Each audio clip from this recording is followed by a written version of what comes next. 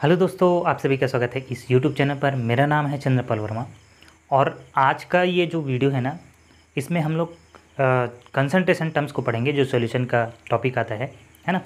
उससे पहले मैं थोड़ा सा आप सभी लोग को इंट्रोडक्शन दे देता हूँ इस चैनल के बारे में, और इस चैनल में क्या क्या पढ़ाया जाएगा उसको भी थोड़ा सा इंट्रोडक्शन दे देता हूँ, क्योंकि ये जो है ना, ये मेरा आज का ये पहला वीडियो है। सॉल्यूशन के ऊपर मैंने एक वीडियो और अपलोड किया था, लेकिन उसमें ना मैं जब ऑफलाइन पढ़ा रहा था तो वो वाले ऐसे ही बस जो वीडियो है उसको सैंपल के रूप में ऐसे रिकॉर्ड कर लिया था। इस वजह से वो वाला वीडियो हम लोग का सॉल्यूशन का लेक्चर नंबर 1 नहीं रहेगा। ये वाला जो है ये ऑनलाइन क्लास का लेक्चर नंबर 1 रहेगा। ठीक है दोस्तों, तो आज के इस लेक्चर में आज से जितने भी लेक्चर्स आएंगे वो किसके लिए रहेंगे मैं आप सभी को बताता हूँ। तो ऐसे स्टूडेंट जो कि 12th क्लास में हैं और नीट और जेई की तैयारी कर रहे हैं, वो इस यूट्यूब के माध्यम से आप सभी लोग इसको देख सकते हो, और ये पूरा फ्री रहेगा, है ना। तो जब तक आप लोग का नीट नहीं होता तब तक ये वीडियो मैं अपलोड करते रहूँगा, और हम लोग कोशिश करेंगे कि जो फरवरी तक आते तक हम लोग का ये जो सिलेबस है वो कंप्लीट हो जाए, कंप्लीट क्लास 12th और क्लास 11th।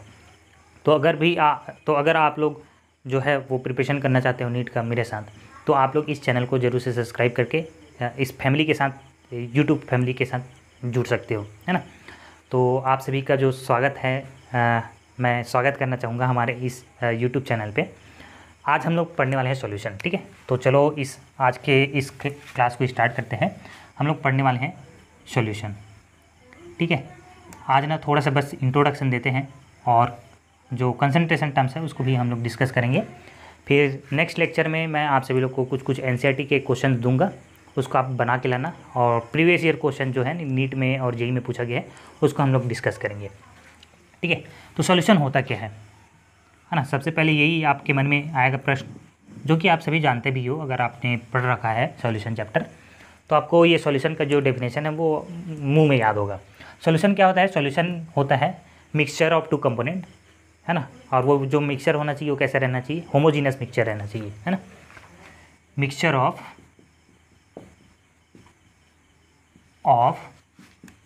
टू और more than two component, more than two component. ये कंपोनेंट क्या होता है दोस्तों, आप सभी को पता है क्या? जैसे कि अगर मैंने पानी में शक्कर मिलाया, क्या चीज़? ये पानी है, पानी में मैंने शक्कर मिलाया, तो पानी मेरा एक कंपोनेंट हो गया, और जो शक्कर है ना वो दूसरा कंपोनेंट हो गया। तो दो या फिर दो से ज़्यादा अगर कंपोनेंट प्रेजेंट है ना, तो उसको हम लोग क्या बोलते हैं? उसको हम लोग सॉल्यूशन बोलते हैं, ठीक है। एक और एग्जांपल, जैसे कि अगर मैंने ये पानी है, पानी के साथ साथ इसमें अल्कोहल भी प्रेजेंट है, ठीक है। अल्कोहल का जो फार्मूला होता है ROH होता है, ठीक है। तो पानी है, पानी एक कंपोनेंट हो गया, और अल्कोहल क्या हो गया? दूसरा कंपोनेंट। तो ये कंपोनेंट का ये मतलब होता है, ठीक है दोस्तों। उसके बाद टू और मोर देन टू कंपोनेंट, और ये जो टू कंपोनेंट, ये जो सॉल्यूशन बनता है ना, वो सॉल्यूशन कैसा होना चाहिए? Solution should be homogeneous, homogeneous in nature, ठीक है। ये होमोजीनियस एक और नया वर्ड आ गया। एक तो हमने एक वर्ड सीखा कंपोनेंट, दूसरा ये होमोजीनियस। तो ये होमोजीनियस क्या होता है?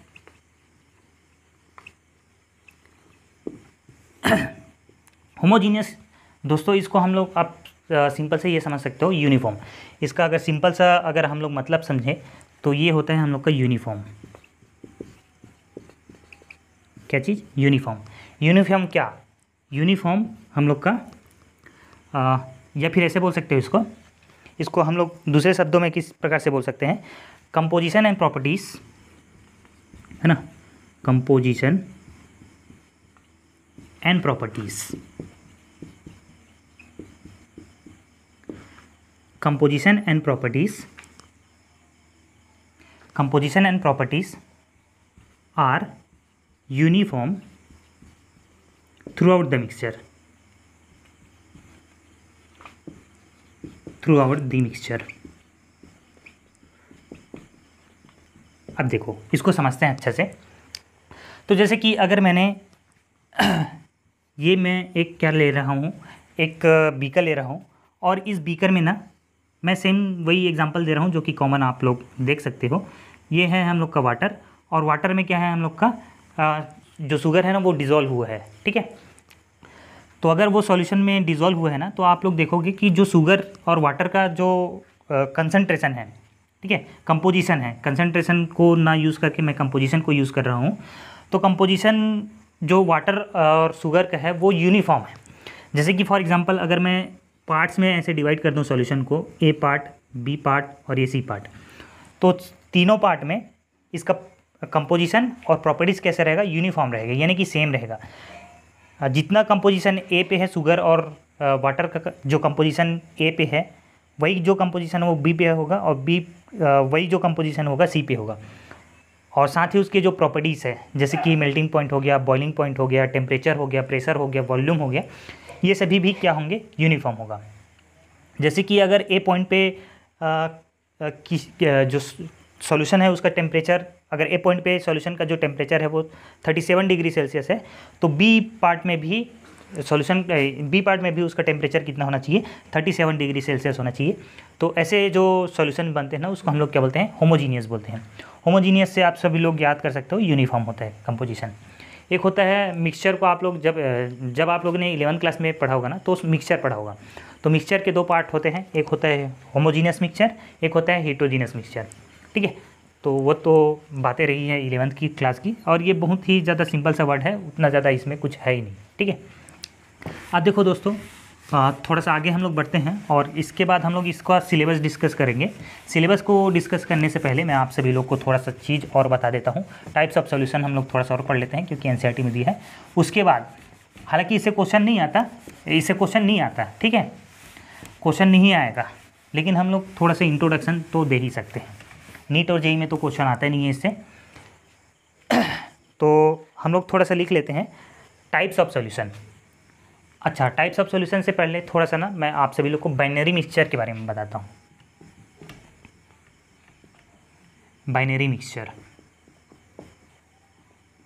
ये बाइनरी मिक्सचर क्या होता है दोस्तों? बाइनरी मिक्सचर यानी कि दो कंपोनेंट से मिलकर बना होता है ना, तो उसको हम लोग क्या बोलते हैं, बाइनरी मिक्सचर बोलते हैं। जैसे कि मैंने एग्जांपल दिया था, शुगर को अगर मैं पानी में मिला रहा हूँ तो वो दो कंपोनेंट से मिलकर बने हुए हैं, एक शुगर है और दूसरा क्या है, उसमें वाटर है, तो उसको हम लोग बाइनरी मिक्सचर बोलते हैं। बाइनरी मिक्सचर को ना, बाइनरी मिक्सचर में दो कंपोनेंट होते हैं और दो कंपोनेंट का नाम भी है। एक है हम लोग का जो पहला जो कंपोनेंट होता है उसको हम लोग बोलते हैं सॉल्यूट, और जो दूसरा जो कंपोनेंट होता है उसको हम लोग बोलते हैं सॉल्वेंट। अब मुझे कैसे आइडेंटिफाई करना है कि कौन सा सॉल्यूट है और कौन सा सॉल्वेंट है ना? शक्कर और पानी में से कौन सा सॉल्यूट है, कौन सा सॉल्वेंट है? तो जिसका भी अमाउंट जो कम अमाउंट में प्रेजेंट होता है ना, उसको हम लोग क्या बोलते हैं, सॉल्यूट बोलते हैं, है ना। The component which is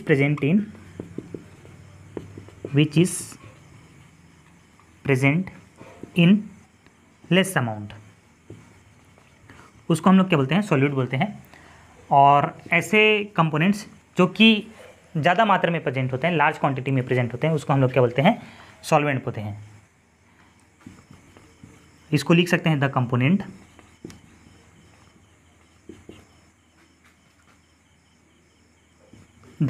in the solution which is present in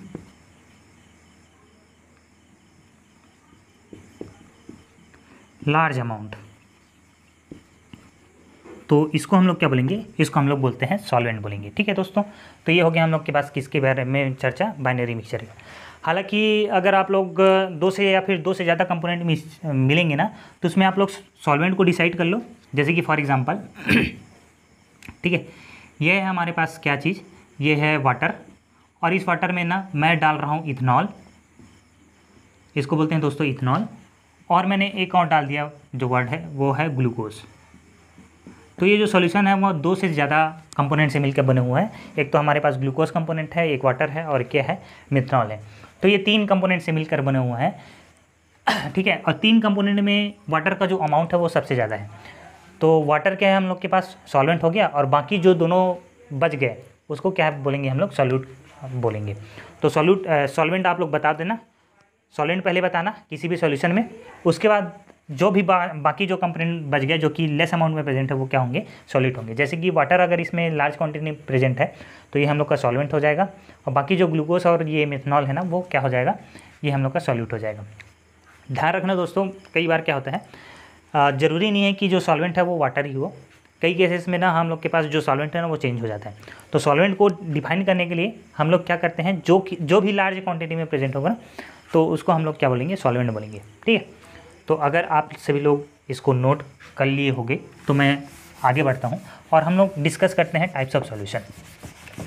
तो टाइप्स ऑफ सॉल्यूशन भी बहुत ही इजी सा कॉन्सेप्ट है, थोड़ा सा बेसिक चल रहा है, उसके बाद हम लोग ना थोड़ा सा स्टार्ट करेंगे। टाइप्स ऑफ सॉल्यूशन में हम लोग 3 प्रकार के सॉल्यूशन पढ़ते हैं, है ना। इधर हम लोग लिख लेते हैं टाइप्स ऑफ सॉल्यूशन, ठीक है। जो एनसीईआरटी में टेबल दिया है ना उसको मैं बना रहा हूँ। इसमें है हम लोग का सॉल्यूट, सॉल्वेंट और इधर लिखते हैं हम लोग एग्जाम्पल। ठीक है दोस्तों, इस प्रकार से आप लोग टेबल भी बना लीजिए, साथ ही आप लोग का नोट्स भी प्रिपेयर होते जाएगा। और जैसे कि आप लोग रिवीजन करोगे ना तो आप सभी लोग को आप सभी लोग ना अच्छे से उसको रीड कर पाओगे और आप लोग को समझ आएगा। तो टाइप्स ऑफ सॉल्यूशन में हमारे पास 3 प्रकार का सॉल्यूशन होता है। पहला हम लोग गैसियस सॉल्यूशन के बारे में चर्चा करते हैं। गैसियस सॉल्यूशन, ये गैसियस सॉल्यूशन में होता है क्या है, सॉल्वेंट को फिक्स कर देते हैं। सॉल्वेंट में हम लोग का ये गैस है, ठीक है, और जो सॉल्यूट है उसको हम लोग गैस रख देते हैं, ठीक है। सॉल्वेंट को फिक्स कर देते हैं, गैस गैस एंड गैस, और जो सॉल्यूट है ना उसमें गैस, लिक्विड और ये क्या हो जाएगा, सॉलिड। ठीक है, तो इस प्रकार से हम लोग का क्या बनता है, गैसियस सॉल्यूशन बनता है। इसके एग्जांपल गैस ये तो सिंपल सा है, जो हम लोग का एयर प्रेजेंट होता है ना, तो एयर में हम लोग का क्या क्या प्रेजेंट होता है, ऑक्सीजन प्रेजेंट होता है, नाइट्रोजन प्रेजेंट होता है, ठीक है, कार्बन डाइऑक्साइड प्रेजेंट होता है। तो ये किसका एग्जांपल है, हम लोग का गैसियस सॉल्यूशन का एग्जांपल है। जो हमारे नेचर में जो गैस प्रेजेंट होता है ना तो उसका एग्जांपल है वो है। और जो एनसीईआरटी के हिसाब से जो एग्जांपल दिया है दोस्तों उसको मैं लिखवा रहा हूँ। जो लिक्विड जो है, लिक्विड हम लोग का सॉल्यूट है और सॉल्वेंट हम लोग का गैस है, तो इसका है chloroform mixed with N2 gases. Chloroform दोस्तों आप लोग इसका फार्मूला जानते हो, क्या होता है क्लोरोफॉर्म, इसको हम लोग बोलते हैं CHCl3, ठीक है, इसको हम लोग बोलते हैं क्लोरोफॉर्म। क्लोरो जो फॉर्म होता है वो लिक्विड स्टेट में रहता है, ठीक है, उसको अगर हम लोग डिज़ोल्व कर दें सॉल्वेंट में, क्लोरोफॉर्म, ठीक है, क्लोरोफॉर्म को हम लोग किस में डिज़ोल्व कर दिए हैं, उसको हम लोग N2 गैस में डिज़ोल्व कर दिए हैं, chloroform in N2 gases. In NCERT का टेबल है, आप लोग इसको लिख सकते हो, chloroform mixed with N2 gases, ठीक है, मिक्सड विथ N2 गैसेस। तो ये एग्जांपल किसका हो गया, लिक्विड गैस, है ना। सॉलिड गैस का एग्जांपल है, इसमें है कैम्फर, है ना, मिक्सड विथ N2 गैसेस। ये किसका एग्जांपल है, हम लोग का सॉलिड गैस, सॉलिड जिसमें सॉल्यूट है और सॉल्वेंट क्या है हम लोग का गैस है। जो इसमें गैस क्या है N2 है और सॉलिड क्या है हम लोग का कैम्फर है। तो ये हो गया किसके बारे में, गैसियस सॉल्यूशन के बारे में। आप लोग इसको जरूर से नोट कर लेना। इसके बाद हम लोग पढ़ेंगे लिक्विड सॉल्यूशन, ठीक है। लिक्विड सॉल्यूशन में जो सॉल्वेंट होगा दोस्तों, सॉल्वेंट कैसा होगा, सॉल्वेंट होगा हम लोग का लिक्विड, ठीक है, यहाँ लिख लेता हूँ मैं लिक्विड। और ये मोस्ट कॉमनली इसको हम लोग स्टडी करेंगे, लिक्विड जो सॉल्यूशन होता है ना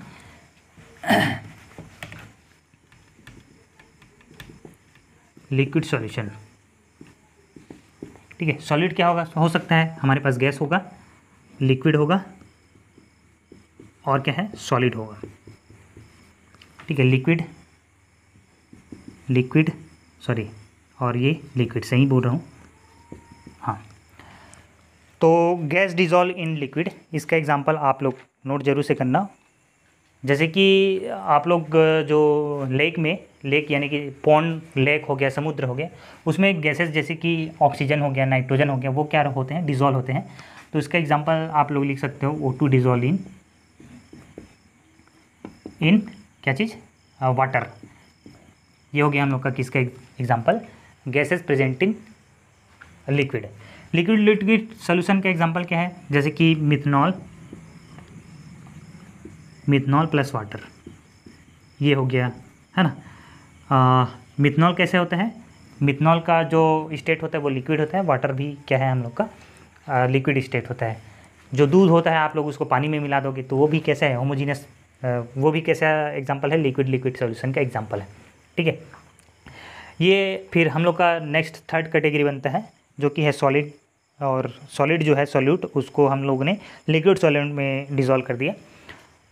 तो ये भी बहुत ही ज़्यादा कॉमन आप लोग इसको यूज़ करते हो। जैसे कि हम लोगों ने ग्लूकोज को पानी में मिलाया, ठीक है, ग्लूकोज प्लस वाटर जो है इसका जो मिक्सचर है इसका एग्जांपल है, ठीक है। नेक्स्ट जो सॉल्यूशन बनता है दोस्तों वो है हम लोग के पास सॉलिड सॉल्यूशन, जिसमें जो स्टेट होगा इसका सॉल्वेंट का वो क्या होगा, सॉलिड होगा, ठीक है, सॉलिड होगा और ये सॉलिड, ठीक है। एग्जांपल को हम लोग इधर से इरेज कर देते हैं। सॉल्यूट हम लोग का गैस हो सकता है, लिक्विड हो सकता है, और इसमें हम लोग का क्या हो जाएगा, सॉलिड हो जाएगा, ठीक है। टाइप्स ऑफ सॉल्यूशन, इसको हम लोग कौन से टाइप्स का सॉल्यूशन बोलेंगे, हम लोग का थर्ड कैटेगरी है जो कि है सॉलिड सॉल्यूशन, ठीक है दोस्तों। इसका जो एग्जांपल है मैं आप सभी लोग को लिखवा देता हूँ।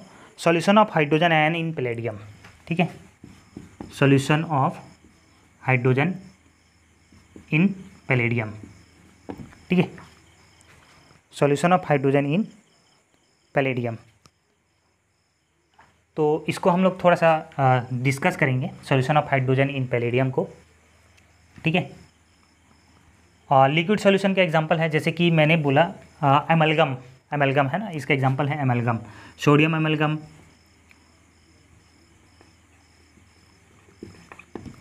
ये भी इसको हम लोग भी डिस्कस करेंगे, ये दोनों एग्जांपल को डिस्कस करेंगे। और सॉलिड सॉलिड का एग्जांपल है हम लोग का एलॉय, ठीक है। जितने भी आप लोग अलॉयज डिस्कस करते हो जैसे कि ब्रॉन्ज हो गया, डी ब्लॉक एलिमेंट में इसको और अच्छे से हम लोग चर्चा करेंगे, इसमें आप लोग लिख लो अलॉयज। तो ये हो गया हम लोग के पास सॉलिड सॉल्यूशन के बारे में। Solution of H2 in PD, जैसे कि आप लोग ने एक क्लास 11th में जरूर से ये वाला रिएक्शन पढ़ा होगा, इसको मैं डिस्कस कर रहा हूँ थोड़ा सा, है ना। आप लोग को इसके बारे में जानकारी तो ज़रूर से होना चाहिए। इसको अगर मैं H2 के साथ ट्रीट कर रहा हूँ PD या फिर PT के प्रेजेंस में, तो ये इसका हाइड्रोजिनेशन हो जाता है। इसको हम लोग बोलते हैं हाइड्रोजिनेशन ऑफ एल्कीन। क्या बोलते हैं दोस्तों, हाइड्रोजिनेशन ऑफ एल्कीन, ठीक है, इसको बोलते हैं हम लोग हाइड्रोजिनेशन ऑफ एल्कीन। तो ये जो H2 है जो है ना, वो इस एल्कीन के ऊपर क्या हो जाता है, लग जाता है, और ये जो एल्कीन है ये क्या बन जाता है, एल्केन बन जाता है, ठीक है। ये इस प्रकार से जो दो हाइड्रोजन है वो इस के ऊपर ऐसे लग जाता है। तो अगर आप लोग इसका मैकेनिज्म अगर देखोगे ना, तो ये जो PD है ना, ये PD जो मेटल है ना, ये ऐसा क्यों हो पा रहा है, क्योंकि ये जो PD मेटल है ना, PD मेटल के ऊपर हाइड्रोजन इस प्रकार से ऐसे आके एब्जॉर्ब हो जाते हैं, PD के जो सरफेस है ना उस पर एब्जॉर्ब हो जाते हैं। तो देखो यहाँ पर सॉल्वेंट क्या है हम लोग का, सॉल्वेंट हम लोग का सॉलिड है, और सॉल्यूट जो है वो क्या है हम लोग का हाइड्रोजन है, ठीक है। तो ये किसका एग्जाम्पल है हम लोग का, गैसेस मिक्सड विथ सॉलिड के एग्जाम्पल है। लिक्विड मिक्सड विथ सॉलिड का इसको हम लोग एमलगम बोलते हैं, जैसे कि सोडियम एमलगम हो गया, पोटेशियम एमलगम हो गया। इसमें जैसे कि एमलगम होता क्या है ना दोस्तों, इसको थोड़ा सा और बता देता हूँ। ये एमलगम होता क्या है, जब जो मरकरी होता है, मरकरी, इसको हम लोग Hg से रिप्रेजेंट करते हैं। मरकरी का अगर आप लोग रूम टेम्परेचर पे इसका स्टेट देखोगे तो ये लिक्विड स्टेट में रहता है, लिक्विड स्टेट में रहता है। कौन से टेम्परेचर पे, रूम टेम्परेचर पे, ठीक है। तो अगर मैं इस मरकरी के ऊपर मैं अगर किसी भी मेटल्स को क्या करता हूँ, इसके ऊपर डिज़ोल्व करता हूँ, इसको दोनों को मिलाने की कोशिश करता हूँ, तो हमारे पास जो बनने वाला जो प्रोडक्ट है उसको हम लोग बोलते हैं एमलगम। सोडियम को अगर मैं Hg यानी कि मरकरी के साथ मिलाऊँ तो जो मेरा बनने वाला जो प्रोडक्ट होगा उसको मैं सोडियम एमलगम बोलूँगा। अगर मैंने पोटेशियम के साथ इस मरकरी को मिलाया तो जो बनने वाला जो प्रोडक्ट है उसको हम लोग क्या करेंगे, पोटेशियम एमलगम कहेंगे। या फिर मैं किसी भी मेटल के साथ मिलाऊँ तो उसको हम लोग मेटल एमलगम कहते हैं। एल्युमिनियम के साथ भी आप लोग इसको मिक्स कर सकते हो Hg को, तो वो एल्युमिनियम एमलगम का फॉर्मेशन करता है।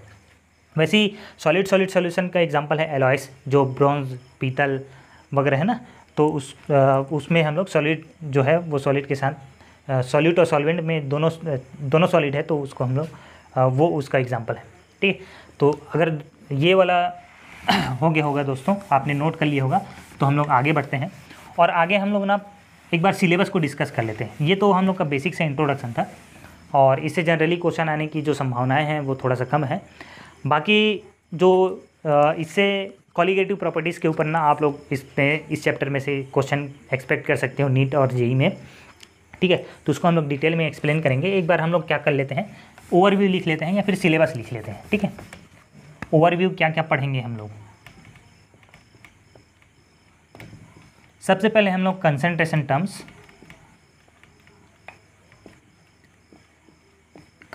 टर्म्स को डिस्कस करेंगे, ठीक है, जिसमें हम लोग का mass by volume percentage, volume by volume percentage, है ना, और हम लोग का क्या है मोलारिटी, नॉर्मलिटी, मोल फ्रैक्शन वगैरह सब डिस्कस करेंगे इसमें कंसंट्रेशन टर्म्स। सेकंड में हम लोग सॉल्युबिलिटी डिस्कस करेंगे, और सॉल्युबिलिटी में क्या क्या चीज़, दो चीज़ हम लोग इसमें स्टडी करते हैं। पहला है solubility of solid in liquid. Solubility of solid in liquid का मतलब क्या हुआ, हमारे पास जो सॉल्यूट है वो सॉलिड रहेगा और जो सॉल्वेंट रहेगा हम लोग का क्या रहेगा, लिक्विड रहेगा, ठीक है। दूसरा हम डिस्कस करेंगे solubility of gas in liquid, और यहीं पास एक हम लोग का इंपॉर्टेंट लॉ आता है दोस्तों, जिसको हम लोग बोलते हैं हेनरी लॉ। तो हेनरी लॉ के ऊपर भी हम लोग क्वेश्चन करेंगे, ठीक है। तीसरा जो हम लोग टॉपिक डिस्कस करते हैं, आप लोग इसको लिखते चलिए, ठीक है। Vapour pressure of liquid solution. तीसरा हम लोग जो टॉपिक लेंगे, vapour pressure of liquid solution,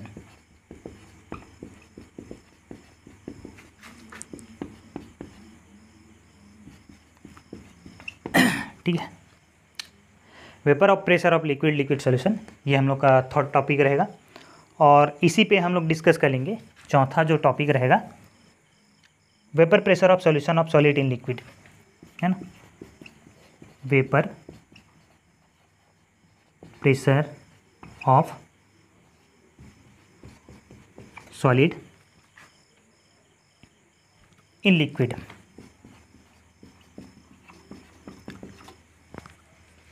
तो जितने भी मैं यहाँ पर टॉपिक लिखा रहे हैं ना दोस्तों, तो उसमें एक आप लोग कॉमन जो देख पा रहे होगे, उसमें हम लोग लिक्विड सॉल्यूशन के बारे में चर्चा कर रहे हैं, है ना। यहाँ पास देखो सॉलिड इन लिक्विड, है ना, और गैसेस इन लिक्विड, तो यहाँ पास भी लिक्विड सॉल्यूशन के बारे में चर्चा हो रहा है। यहाँ पास भी हम लोग लिक्विड सॉल्यूशन को ही पढ़ रहे हैं। यहाँ पास देखो लिक्विड सॉल्यूशन, यानी कि लिक्विड सॉल्यूशन के बारे में ही चर्चा चल रहा है। Vapour pressure of solid in liquid, है ना, तो ये यहाँ पास भी किसके बारे में चर्चा हो रही है, लिक्विड सॉल्यूशन के बारे में चर्चा हो रही है। तो इस चैप्टर में ना हम लोग लिक्विड सॉल्यूशन के बारे में डिटेल में डिस्कस करते हैं। बाकी जो सॉलिड सॉल्यूशन है जिसमें उसमें अलाय के बारे में डिस्कस करेंगे, तो उसको हम लोग कोऑर्डिनेशन चैप्टर में डिस्कस करते हैं, मतलब पढ़ते हैं, है ना।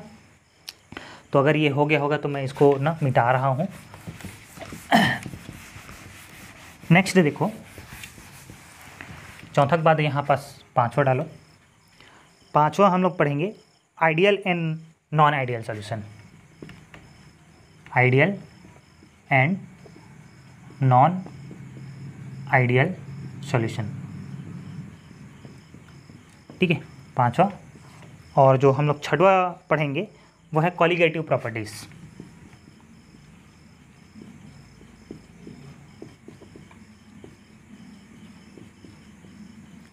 कॉलिगेटिव प्रॉपर्टीज में हम लोग 4 प्रकार के कॉलिगेटिव प्रॉपर्टीज को डिस्कस करेंगे।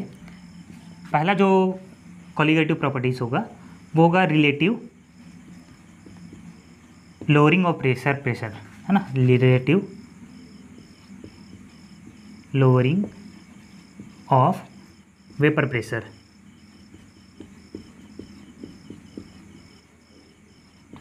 ठीक है, ये हम लोग का पहला कॉलिगेटिव प्रॉपर्टी है। दूसरा हम लोग पढ़ेंगे depression in freezing point.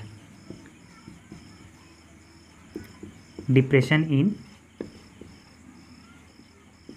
Freezing point. तीसरा जो हम लोग कॉलिगेटिव प्रॉपर्टीज पढ़ते हैं दोस्तों वो है elevation in boiling point. Elevation of boiling point. जो लास्ट हम लोग क्वालिटेटिव प्रॉपर्टी पढ़ते हैं वो है ऑस्मोटिक प्रेशर।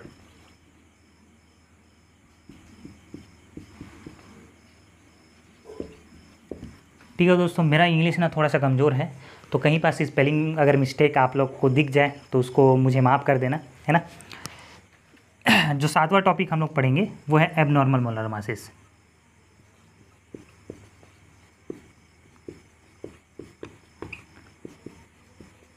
और इसी में हम लोग वांट ऑफ फैक्टर के बारे में भी पढ़ेंगे। तो ये पूरा वाला ओवरऑल ओवरव्यू है। तो इतने सारे टॉपिक्स के ऊपर हम लोग डिस्कस करने वाले हैं, और साथ ही नीट और जेईई से जितने भी क्वेश्चन हैं ना उसको भी चर्चा करेंगे।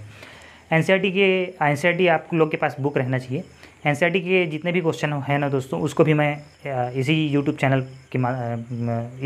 चैनल में अपलोड करूँगा। तो अगर आपने इस चैनल को सब्सक्राइब नहीं किया है तो ज़रूर से सब्सक्राइब कर देना, क्योंकि नीट के जितने भी टॉपिक्स हैं ना उसको इसी चैनल के माध्यम से मैं अपलोड करूँगा वीडियोस। तो चलो अब हम लोग थोड़ा सा आगे बढ़ते हैं और हम लोग पढ़ना चालू करते हैं कंसंट्रेशन टर्म्स। ठीक है,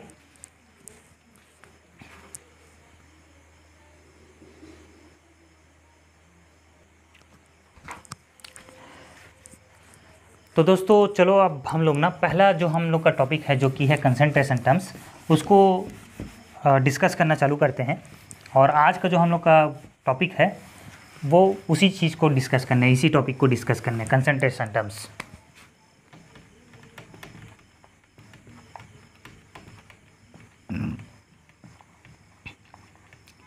तो कंसंट्रेशन को एक्सप्रेस करने के लिए ना, कंसंट्रेशन बेसिकली बताते क्या है, कंसंट्रेशन हम लोग को अमाउंट बताता है दोस्तों। कंसंट्रेशन को बताने के लिए हम लोग दो तरीका यूज़ करते हैं। आपने जरूर से 11th क्लास में पढ़ा होगा, नहीं पढ़ा तो जरूर सुन लो एक बार। तो कंसंट्रेशन को बताने के लिए या फिर हो सकता सॉल्यूट का जो कंसंट्रेशन है उसको बताने के लिए हमारे पास दो मेथड है। एक तो है हम लोग का क्वांटिटेटिव मेथड, है ना, यहाँ पास लिख भी देता हूँ मैं, क्वांटिटेटिव मेथड, और दूसरा होता है क्वालिटेटिव मेथड।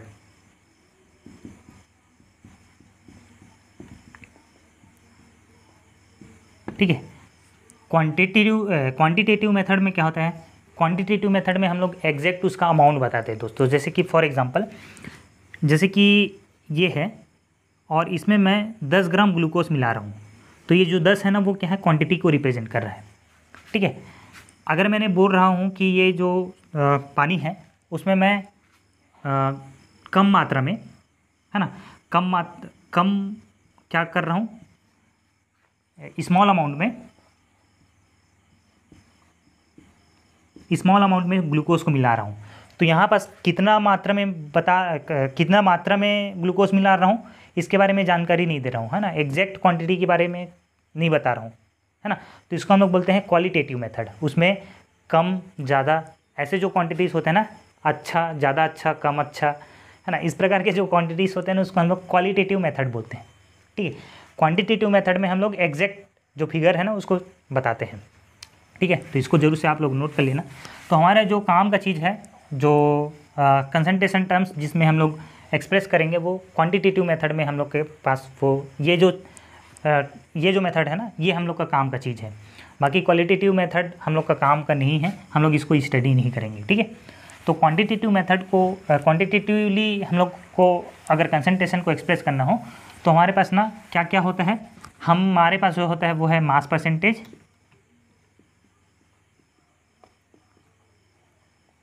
ठीक है, मास परसेंटेज के पास दूसरा है हमारे पास वॉल्यूम परसेंटेज,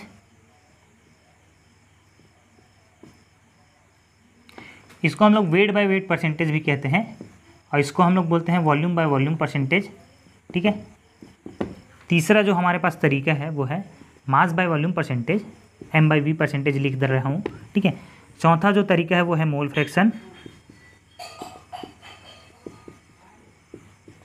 ठीक है, पांचवा जो तरीका है वो है मोलारिटी, और छठवां जो तरीका है दोस्तों वो है मोलालिटी। इसके अलावा भी होते हैं जैसे कि नॉर्मलिटी हो गया, है ना, और एक और है, मैं यहीं पे भूल गया, यहाँ पास इसको आप लोग ने अगर नोट नहीं किया है ना, तो इसको पहले लिख लेना, मोल फ्रैक्शन के बाद लिख लेना इसको पार्ट पर मिलियन, या इसको पार्ट पर मिलियन ppm के नाम से भी रिप्रेजेंट करते हैं, जानते हैं। इसके अलावा भी होता है नॉर्मलिटी होता है, और आप लोग का क्या होता है पार्ट पर बिलियन होता है। इसको भी हम लोग थोड़ा सा डिस्कस कर लेंगे, लेकिन एनसीईआरटी में जो दिया है ना ये 7 कंसंट्रेशन टर्म्स, इसको बारी बारी तरीके से हम लोग डिस्कस करते हैं। तो ये जो अगर आप लोग को परसेंटेज निकालना आता होगा ना दोस्तों, तो ये 3 आप लोग के लिए बहुत ही ज़्यादा सरल होगा। तो परसेंटेज क्या होता है, परसेंटेज आप लोग जानते हो, जैसे कि अगर मुझे मास परसेंटेज को निकालना हो तो इसके लिए क्या फार्मूला होगा। जैसे कि मैं अगर कंसीडर कर रहा हूँ कि इसको बाइनरी सॉल्यूशन को,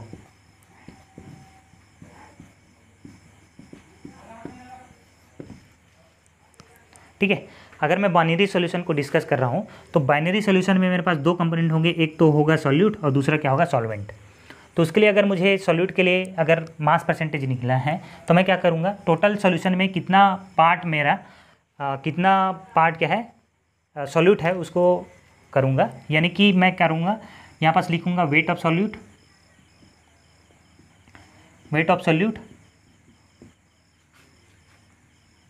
अपॉन क्या हो जाएगा हम लोग का वेट ऑफ सॉल्यूशन, है ना, क्या हो जाएगा। या फिर लिखते हमारे पास कैसा रहता है, वेट की जगह हम लोग मास लिख लेते हैं, ठीक है, मास ऑफ सॉल्यूट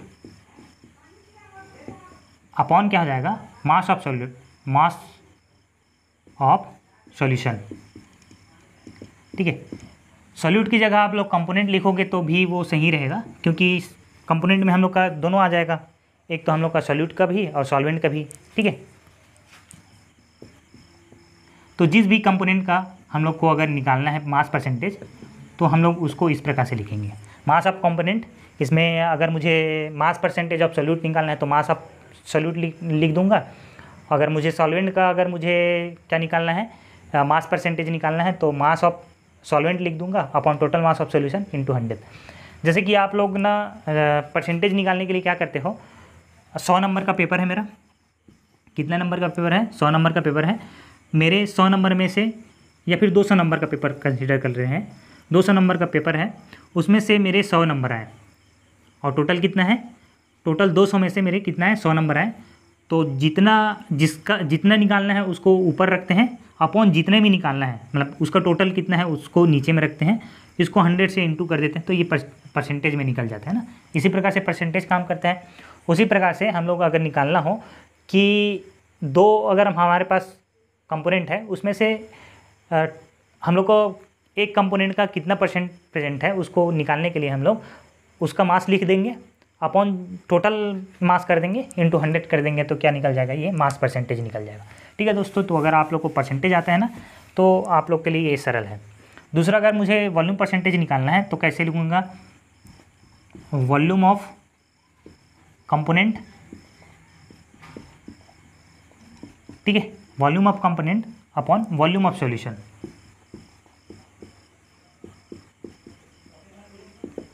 इंटू 100, ठीक है। तो ये हम लोग का वॉल्यूम परसेंटेज निकल जाएगा। मास बाय वॉल्यूम कैसे लिख सकता हूँ, मास ऑफ सॉल्यूट अपॉन क्या हो जाएगा, वॉल्यूम ऑफ सॉल्यूशन, है ना, mass of solute upon volume of solution. इसको मैं 100 से मल्टीप्लाई कर दूंगा तो क्या निकल जाएगा, मास बाय वॉल्यूम परसेंटेज, ठीक है। तो ये 3 फार्मूला तो आपके रग रग में बहना चाहिए, क्योंकि इसको आप लोग 5th क्लास से पढ़ते हुए आ रहे हो। इसमें क्वेश्चन प्रैक्टिस करेंगे तो आप लोग को थोड़ा सा आइडिया भी हो जाएगा, ठीक है। इसके बाद हम लोग करते हैं, हम लोग मोल फ्रैक्शन को डिस्कस करते हैं, ठीक है। जो 3rd आप लोग लिख लेना, मोल फ्रैक्शन। 3rd हम लोग क्या करते हैं, मोल फ्रैक्शन,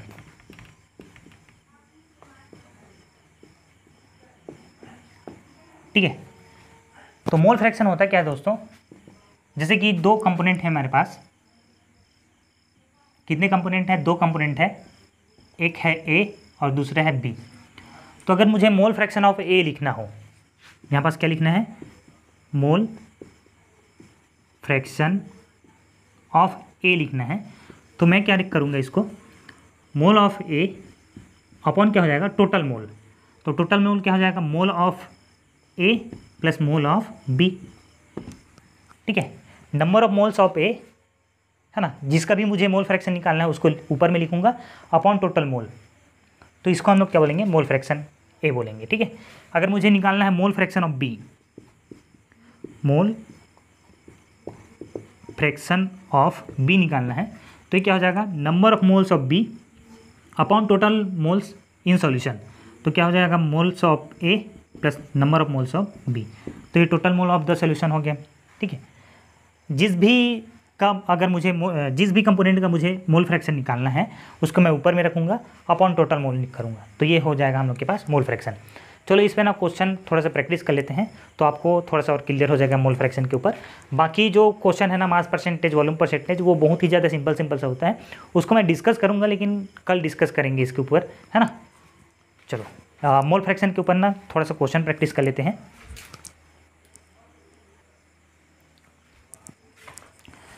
तो दोस्तों आप सभी लोग के सामने ये क्वेश्चन है जो कि एनसीईआरटी का क्वेश्चन है, इसको हम लोग थोड़ा सा डिस्कस कर लेते हैं। Calculate the mole fraction, mole fraction हम लोग को पूछा गया है किसका, इथाइल ग्लाइकोल का। ठीक है, solution containing 20% of C2H by mass. ठीक है, तो यहाँ पर जो सॉल्वेंट लिया गया है इसको हम लोग वाटर कंसीडर कर लेते हैं। ठीक है, सॉल्वेंट हम लोग का कुछ नहीं बोला है, तो हम लोग इसको वाटर कंसीडर कर ले रहे हैं। इथाइल ग्लाइकोल कितना दिया है, 20% बाय मास। ठीक है, इसको मास परसेंटेज आप लोग जानते हो क्या होता है, मास परसेंटेज। मास परसेंटेज होता है मास ऑफ सॉल्यूट या फिर मास ऑफ कंपोनेंट भी बोल सकते हैं। ठीक है, कंपोनेंट वाला ज़्यादा सही रहेगा, मास ऑफ कंपोनेंट अपॉन क्या हो जाएगा, टोटल मास ऑफ सॉल्यूशन।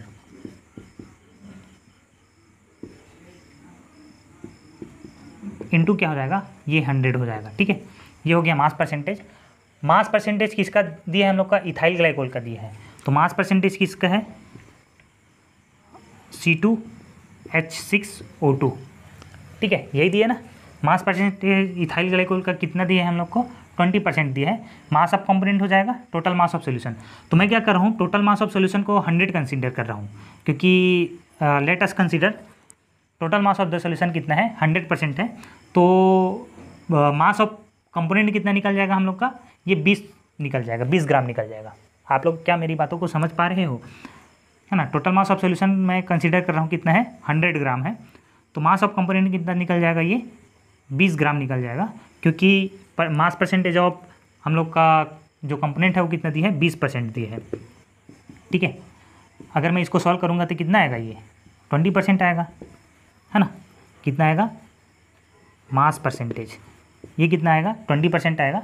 यानी कि अगर मैं 20 ग्राम मेरा इथाइल ग्लाइकोल है उस, तो टोटल मास कितना हो जाएगा, 100 ग्राम हो जाएगा सॉल्यूशन का। तो ये mass percentage of ethyl glycol इस प्रकार से दी।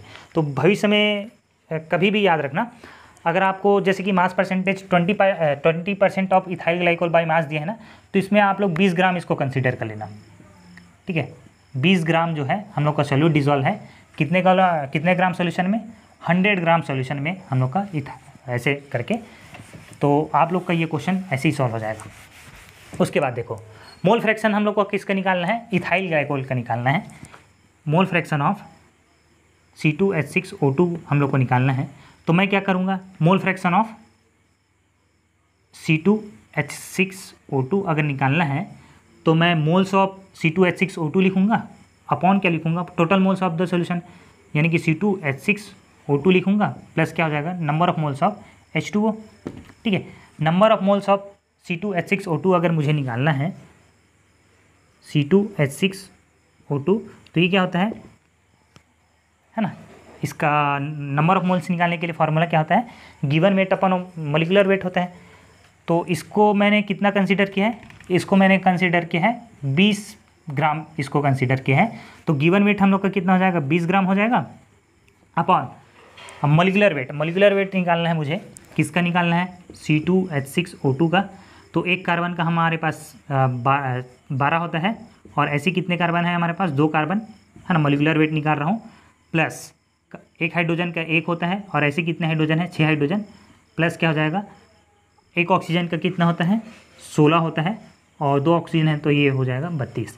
तो ये हो जाएगा 12 दूनी 24 और ये 6 और क्या 16 दूनी कितना हो जाएगा 32।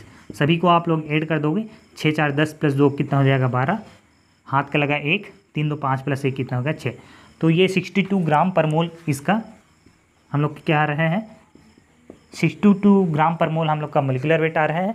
तो मैं इसको इससे डिवाइड कर दूंगा, कहाँ है नंबर ऑफ मोल्स, ये क्या हो जाएगा 62 ग्राम पर मोल निकल जाएगा। ठीक है, तो अगर नंबर ऑफ मोल्स ऑफ हम लोग को निकालना है C2H6O2 का, तो मैं क्या करूँगा, इस 20 को 20 डिवाइडेड बाय 62 कर दूंगा। आप लोग इसको निकालिए, ये हो जाएगा 0.32। ठीक है, ये क्या निकल रहा है 0.32 मोल निकल रहा है। उसी प्रकार से अगर मुझे number of moles of H2O निकालना है, क्योंकि मुझे मोल फ्रैक्शन ऑफ C2H6O2 निकालना है ना, तो उसके लिए मुझे number of moles of H2O भी चाहिए। तो number of moles of H2O कितना होगा, हम लोग ने कंसिडर कितना किया था, टोटल सॉल्यूशन का जो वेट है वो कितना ग्राम है 100 ग्राम है, उसमें से 20 ग्राम हम लोग का इथाइल ग्लाइकोल है, तो बाकी 80 ग्राम क्या बच गया, 80 जो ग्राम है वो वाटर बच गया। और इसका वाटर का मोलिकुलर वेट कितना होता है, ये होता है 18 ग्राम पर मोल होता है। ठीक है, यहाँ से आप लोग अगर करोगे 80 डिवाइडेड बाय 18, 80 डिवाइडेड बाय 18, तो ये कुछ हम लोग का 4.44 निकल के आता है। 4.44 क्या हो जाएगा, मोल्स हो जाएगा। ठीक है, तो अगर मुझे मोल फ्रैक्शन ऑफ ये निकालना है C2H6O2, तो उसमें इसमें सभी वैल्यूज़ को पुट कर दो, आप लोग को आंसर मिल जाएगा। ठीक है, तो यहाँ बस मैं लिख लेता हूँ मोल्स ऑफ C2H6O2 ये कितना निकला है हम लोग का 0.32 मोल्स। ठीक है, इसको सॉल्व करते हैं फिर। सॉरी, मोल फ्रैक्शन को एक्स से रिप्रेजेंट करते हैं C2H6O2। मैं एन से ही रिप्रेजेंट कर रहा था, इसके लिए मुझे माफ़ कर देना। कभी कभी दोस्तों थोड़ा सा गलती हो जाता है, हम भी टीचर हैं, हमसे भी गलती हो जाता है ना। हम कोई भगवान तो है ही नहीं कि गलती ना हो। मोल फ्रैक्शन सो एक्स से रिप्रेजेंट करते हैं दोस्तों, थोड़ा सा गलती हो गया, माफ़ कर देना इसके लिए। तो मोल फ्रैक्शन को मुझे एक बार फिर से चेक करना होगा। अगर एन लिखा है ना, तो उसको एन को रिप्लेस करके एक्स लिख देना। ठीक है, मैं बार बार यही बोले जा रहा हूँ। देखो, कभी आपका माइंड अगर दूसरी तरफ हो ना, तो ये गलती हो सकता है। ठीक है, मेरा माइंड ना कहीं दूसरा चल रहा था, पढ़ाने में पूरा कंसंट्रेटेड नहीं था, इस वजह से ऐसा हो पा रहा है। तो आज के लिए बस मुझे माफ़ कर देना, क्योंकि थोड़ा सा ना डिस्टर्बेंस चल रहा है मेरे लाइफ में, इस वजह से। चलो कोई बात नहीं। ये C2H6O2 है, इसको निकालने के लिए हम लोग सबसे पहले मोल ऑफ C2H6O2, इस नंबर ऑफ मोल्स कितना निकले हैं 0.32, ये मोल निकले हैं, अपॉन क्या हो जाएगा 0.32 मोल प्लस क्या हो जाएगा 4.44। ठीक है, इसको ऐड करोगे तो कितना निकलता है 4.44 और ये 0.32 कितना निकलेगा, 4 2 6 7 3 10 का 0 हासिल है 1, 5.06 कितना निकलता है ये 5.06 32 मोल अपॉन क्या हो जाएगा 5.06। सही जोड़ा हो ना, 4 2 6 4 3 7, अरे यार, और ये 4 का क्या हो जाएगा 4.76। ठीक है दोस्तों, अगली बार से गलती नहीं होगा, हम लोग भी इंसान ही हैं यार, गलती होता ही है। ठीक है, इसको कैलकुलेट करो दोस्तों, कितना है हम लोग का 0.32 डिवाइडेड बाय क्या हो जाएगा हम लोग का ये 4.76 0.06, ये कितना निकल रहा है 0.06। तो ये हो गया हम लोग का मोल फ्रैक्शन। ठीक है, किसका मोल फ्रैक्शन निकला C2H6O2 का। अगर मैं मोल फ्रैक्शन ऑफ H2O निकालना चाहूँ, अगर मुझसे पूछा कि मोल फ्रैक्शन ऑफ H2O क्या होगा, तो ये number of moles of H2O हो जाएगा, अपॉन क्या हो जाएगा number of moles of H2O plus number of mole of C2H6O2 यानी कि ethyl glycol. Number of moles of water कितना निकला है 4.44 मोल, अपॉन क्या हो जाएगा टोटल मोल ऑफ सॉल्यूशन कितना है हम लोग का 4.76। तो ये 4.76 ये कितना आएगा दोस्तों, ये आता है हम लोग का 4.44 डिवाइडेड बाय 4.76 बताओ, ये आता है 0.93, 0.93। ठीक है दोस्तों, यहाँ से आप लोग एक कंक्लूज़न देख पा रहे होंगे। अगर मैं टोटल मोल को कंसीडर करूँ तो वो किसके बराबर आता है, 1 के बराबर आता है। ठीक है, इसको अप्रॉक्स आप लोग ना 0.07 लिख सकते हो। ठीक है, इसको अगर मैं थोड़ा सा और कैलकुलेट करना चाहूँ तो इसको 0.07 लिख सकते हो, और इन दोनों को आप लोग ऐड करोगे ना तो कितना निकलना है, 0.93 निकलता है ना, 0.93 निकलता है।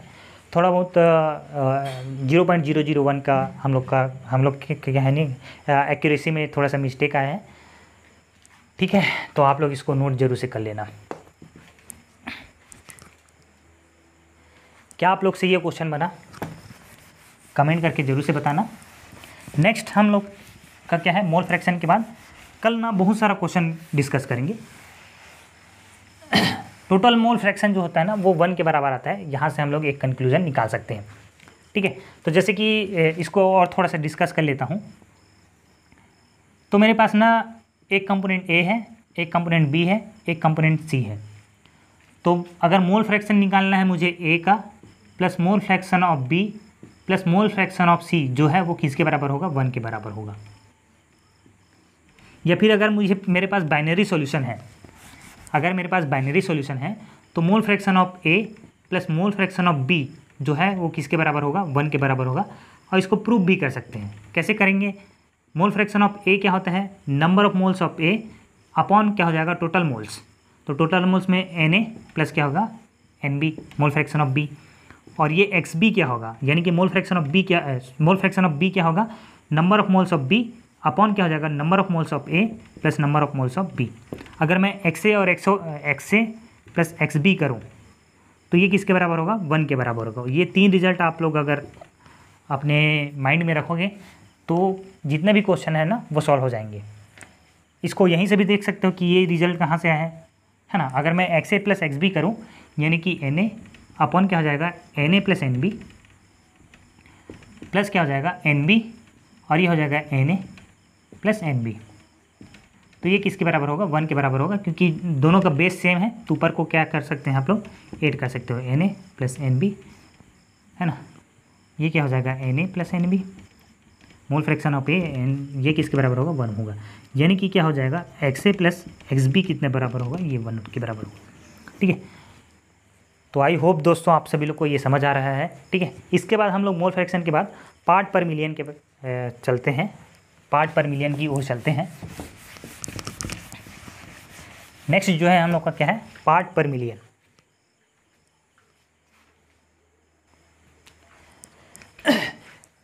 जो नेक्स्ट कंसंट्रेशन टर्म है दोस्तों वो है पार्ट पर मिलियन, पार्ट पर मिलियन।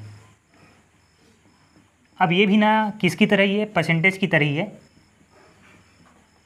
बस परसेंटेज में हम लोग को 100 में से रिप्रेजेंट करना होता है, और पार्ट पर मिलियन को हम लोग को 10⁶ में हम लोग को उसको 10⁶ में हम लोग को उसको निकालना रहता है। जब कंसंट्रेशन ना दोस्तों बहुत ही ज़्यादा कम होना, तो उस केस में हम लोग पार्ट पर मिलियन को यूज़ करते हैं।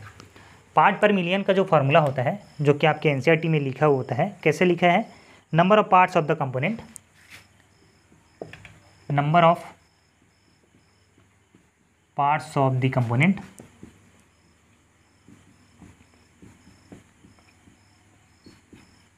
अपॉन क्या हो जाएगा, टोटल पार्ट ऑफ कंपोनेंट।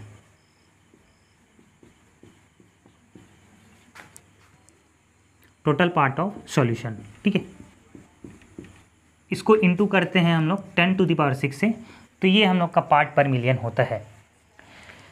जैसे कि परसेंटेज निकालने के लिए आप लोग क्या करते हो, सेम इसी का यूज़ कर सकते हो।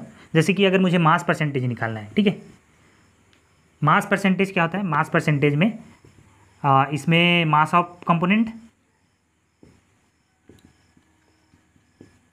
मास ऑफ कंपोनेंट अपॉन क्या हो जाएगा, टोटल मास ऑफ सॉल्यूशन।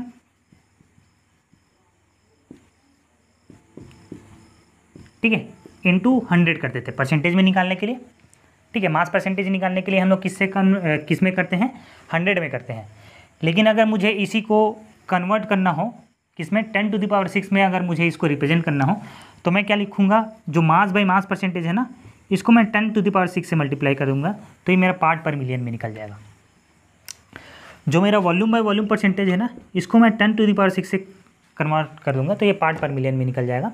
ठीक है, और एक होता है हम लोग के पास मास बाय वॉल्यूम परसेंटेज, इसको मैं किससे में से मल्टीप्लाई कर दूँ, 10⁶ से मल्टीप्लाई कर दूंगा तो ये मेरा पार्ट पर मिलियन में निकल जाएगा। देखो दोस्तों, जो हम लोग के पास परसेंटेज होता है ना, वो उसको हम लोग 100 में रिप्रेजेंट करते हैं। तो 100 में कितना नंबर आया, जैसे कि 100% का होता है टोटल हम लोग का पेपर, तो 100% में कितना परसेंट आपका आया है वो हम लोग उसको परसेंटेज को उस प्रकार से रिप्रेजेंट करते हैं। तो क्या है इसमें हम लोग टोटल हम लोग का पार्ट कितना है 10⁶, यानी कि 1 मिलियन है। तो 1 मिलियन में कितना कंपोनेंट प्रेजेंट है किसी भी सॉल्यूट का या फिर कंपोनेंट का, उसको हम लोग रिप्रेजेंट करें इस प्रकार से, तो उसको हम लोग बोलते हैं पार्ट पर मिलियन।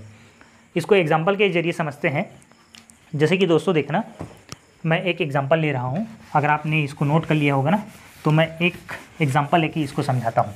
जैसे कि अगर मेरे पास ना सॉल्यूशन है, ये वाला सॉल्यूशन है मेरा, ये जो दोस्तों देखो, एक मैं सॉल्यूशन ले रहा हूँ और इस सॉल्यूशन का जो मास है वो कितना है, 1000 किलोग्राम है।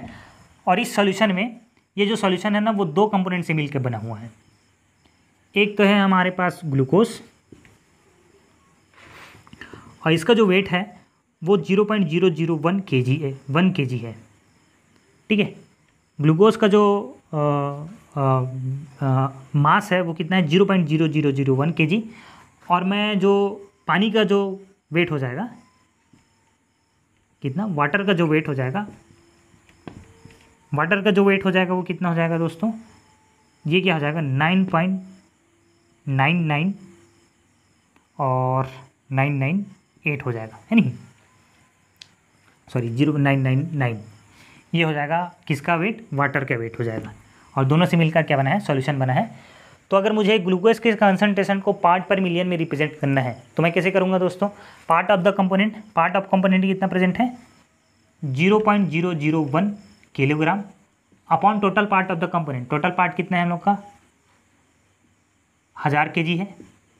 ठीक है, और इसको मैं किससे मल्टीप्लाई कर दूंगा, 10⁶ से मल्टीप्लाई कर दूंगा, तो ये मेरा पार्ट पर मिलियन निकल जाएगा दोस्तों। तो कितना हो जाएगा देखो, यहाँ से केजी कट गया, ये कितना हो जाएगा 10⁻³ है, ऊपर जाके 10⁻³ हो जाएगा। और ये कितना है हम लोग का 10⁻6 है, उसमें से 3 घट जाएगा तो ये 10⁻³ हो जाएगा,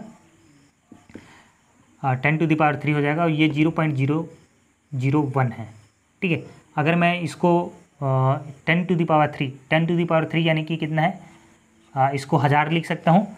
और अगर मैं 1000 से मल्टीप्लाई करूँ दोस्तों तो ये हो जाएगा 1000, और 1 2 3 0 है, यानी कि ये हो जाएगा 1 हो जाएगा। ठीक है, 1 पार्ट पर मिलियन। ठीक है दोस्तों, इसका मतलब क्या हुआ, अगर मैं 1000 ग्राम क्या ले रहा हूँ, सॉल्यूशन ले रहा हूँ, या फिर इसका मतलब समझते हैं, अगर मैं 10⁶ है ना, क्या लिख रहा हूँ 10⁶ kg का मैं अगर सॉल्यूशन ले रहा हूँ तो 10⁶ में हम लोग का 1 kg क्या होगा, 1 kg हम लोग का ग्लूकोज का सॉल्यूशन होगा, वो इसका ये पार्ट पर मिलियन का ये मतलब है। तो आई होप ये समझ आ रहा होगा। इसको और अच्छा से डिटेल में चर्चा करेंगे कल के लेक्चर में। ठीक है, पार्ट पर मिलियन का। नेक्स्ट जो हम लोग के पास कंसंट्रेशन टर्म्स है वो है मोलारिटी। तो दोस्तों जो नेक्स्ट टर्म है हमारे पास वो है मोलारिटी। ठीक है, ये जो वीडियो है ना, इसको मैं बाद में शूट कर रहा हूँ, क्योंकि मैंने देखा कि तो मैंने जब रिकॉर्डिंग देखा ना, तो उसमें मोलारिटी जो यहाँ से जो पार्ट था वो डिलीट हो चुका था। तो मैं इसको वीडियो लेक्चर को बाद में रिकॉर्ड कर रहा हूँ, कॉल आने की वजह से ना वो बीच में इंटरप्ट हो गया था। ठीक है, तो ये जो मोलारिटी है दोस्तों, इसको हम लोग किस प्रकार से डिफाइन करते हैं, मोलारिटी होता है number of moles of solute dissolved in 1 liter of solution, 1 liter of solution। तो अगर मैं 1 लीटर का कोई सॉल्यूशन ले रहा हूँ तो उसमें कितना मोल्स सॉल्यूट के प्रेजेंट है, उसी को हम लोग क्या बोलते हैं, हम लोग मोलारिटी बोलते हैं। एग्जाम्पल के लिए अगर मैं कहूँ कि 1 मोल में 1 लीटर का मैं सॉल्यूशन, 1 लीटर का मैं क्या ले रहा हूँ, 1 लीटर का सॉल्यूशन ले रहा हूँ, ठीक है। अब इस 1 लीटर के सॉल्यूशन में मेरे पास जो सॉल्यूशन है वो किससे मिलकर बना हुआ है, एक तो है हम लोग का एक है जो इसमें जो सॉल्वेंट प्रेजेंट है वो है हम लोग का ग्लूकोज, ठीक है। और ग्लूकोज जो है इसमें 5 मोल है, ठीक है। कितना, 5 मोल ग्लूकोज प्रेजेंट है 1 लीटर सॉल्यूशन में। तो ग्लूकोज का जो मोलारिटी हो जाएगा दोस्तों वो कितना हो जाएगा, 5 मोल पर लीटर, इसका क्या हो जाएगा, मोलारिटी हो जाएगा। मोल पर लीटर को हम लोग क्या बोलते हैं, मोलर सॉल्यूशन बोलते हैं, ठीक है। तो इसको मैं इस प्रकार से भी लिख सकता हूँ, 5 मोलर सॉल्यूशन, 5 मोलर भी बोल सकता हूँ या फिर 5 मोल पर लीटर भी बोल सकता हूँ, ठीक है। तो ये दोनों आपको दिया जा सकता है। मोलारिटी को निकालने के लिए हम सिंपल सा फॉर्मूला यूज़ करते हैं, number of moles of solute upon क्या हो जाएगा, volume of solution,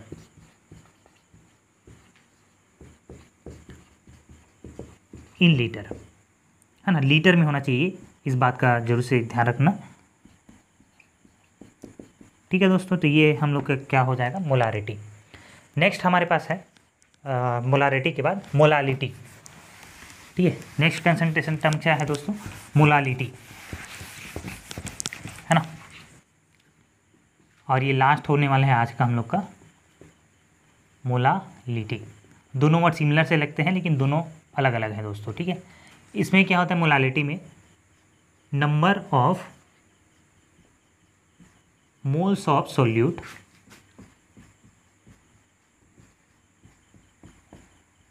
dissolved in 1 kg of solvent, 1 kg of solvent, है ना।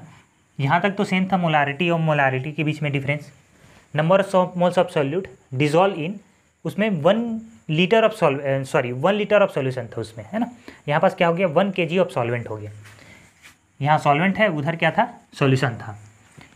नीचे में हम लोग का वेट में आता है, उसमें वॉल्यूम में टर्म था मोलारिटी में, ठीक है।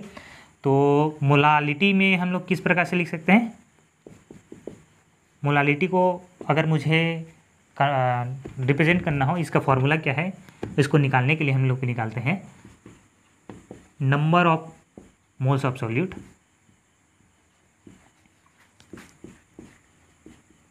अपॉन क्या हो जाएगा, मास ऑफ सॉल्वेंट, ठीक है, मास ऑफ सॉल्वेंट।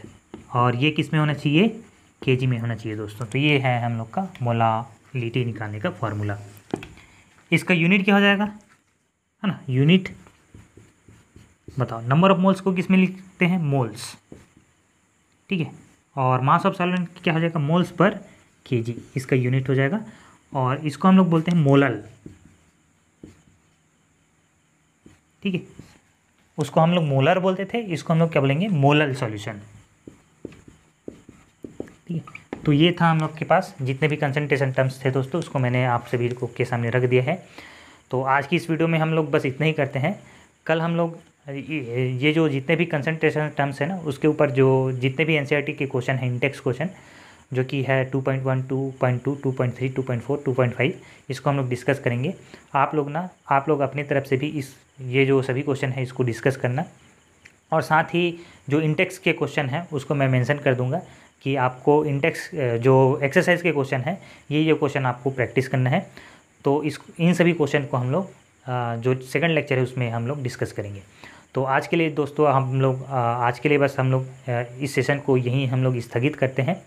कल हम लोग पढ़ेंगे, कल हम लोग इस कंसंट्रेशन जो टर्म्स है ना उससे रिलेटेड जो क्वेश्चन है उसको हम लोग प्रैक्टिस करेंगे। आपने यहाँ तक वीडियो देखा, इसके लिए मैं आप सभी लोग के आपने इस वीडियो को यहाँ तक देखा, इसके लिए मैं आप सभी को आभार प्रकट करता हूँ। और ऐसे ही मेरे साथ बने रहिए। मैं आप सभी लोग के जितने भी केमिस्ट्री के कॉन्सेप्ट्स हैं ना उसको अच्छे से क्लियर कर दूंगा, ये मेरा वादा है। तो आज के इस वीडियो को हम लोग यहीं स्टॉप करते हैं। आप लोग पढ़ते रहिए, स्वस्थ रहिए, मस्त रहिए। धन्यवाद। जय हिंद।